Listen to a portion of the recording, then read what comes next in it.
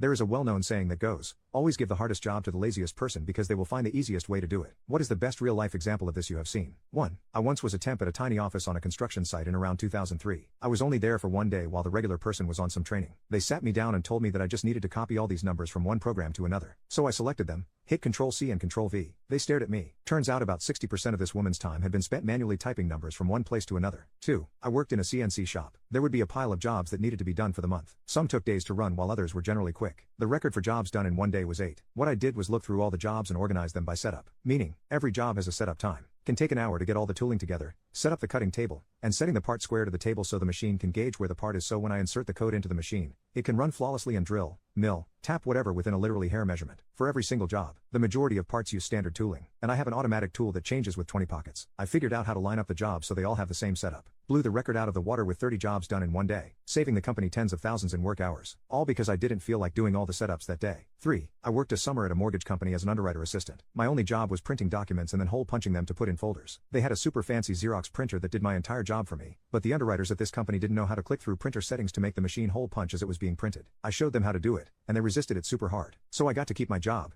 But what was supposed to take me all day literally took me about 20 to 30 minutes first thing in the morning. So they started assigning me real tasks and even offered to keep me on to become an underwriter, too, eventually. Because I was so sharp, i.e. I knew how to use the costly printer they already had. I was just about to start grad school, so I had to decline politely. But I'm pretty sure they didn't hire someone to replace me when I left. 4. Maybe not the most impressive story here, but I thought it was a great sidestep of effort nonetheless. A coworker of mine had to get rid of a smaller junk fiberglass boat without a trailer. Our other coworkers were telling him how much time and money he'd need to spend to get rid of it, and he was just saying, "Oh, is that so?" He took off one day and sat down on his lawn with a beer cooler. That day was garbage day. Inevitably, the trash guys roll up. He hands each of them a cold beer and says, "Hey boys, got $50 for each of you if you help me out real quick." They fed the entire 12-feet boat into the packer, crushing 2 feet at a time. 5. Worked as a cashier during the holiday season back when I was 16. The supermarket was selling drinks by the boxes, and at that time, we only had barcode scanners that was at the front of the computer. No gun-type scanners existed. I was lazy and didn't want to carry boxes up to the scanner. So, I politely asked my customers if I could carve out the barcode from their box to scan and keep. Some agreed, some didn't want to, but eventually, I managed to amass all the barcodes needed, labeled them and kept them in a file for easy reference. Apparently some other cashier got green-eyed at my smart move and complained to the chief cashier, who promptly lectured me on, bullshot alert, how it's dangerous for me to scan such barcodes as I might scan the wrong things. She told me to throw it all away and carry the boxes like I was meant to. I mean,